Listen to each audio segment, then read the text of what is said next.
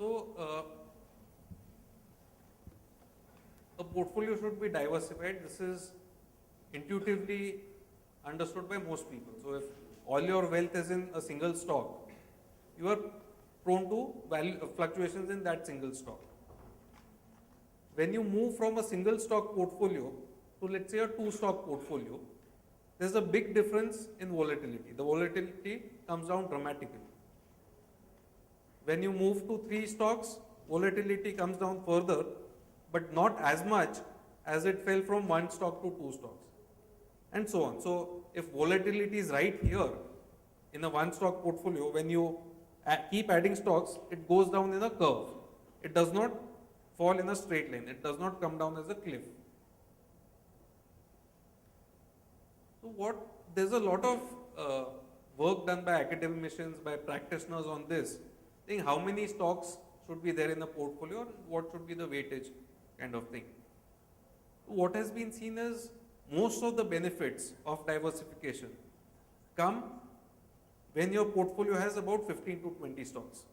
Beyond that, the volatility does not come down that dramatically when you keep adding stocks. So there's always this trade-off. How much diversification you want versus how much concentration you want for your best ideas to work in your favor. So we have come to a number which is around 20 to 25 stock positions in our investments. How much weightage do we give to individual positions? There's no science to it per se. It would depend on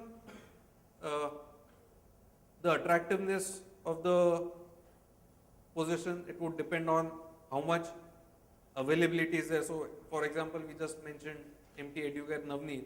We would have probably built a 3-4% position, but if the quantity was not available, it remained a 0.5% position or whatever. So sometimes it may be driven by market liquidity factors. Sometimes the weightage may increase on account of relative price movements. So, for example, if you buy 4% in 3 companies, one company doubles in stock price, and the other company comes down by 10%, the weightage would differ in the portfolio. So, starting weightage would depend on the relative attractiveness of the position and the liquidity. Down the road, it would depend on market price movements. Broadly, we would want to be in about 20-25 stocks. We will, at purchase price, not be more than 10% in a single stock. That's the hard limit set by SEBI, and this, again, we are following.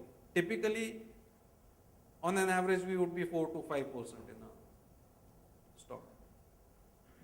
Yeah, I'm Raj.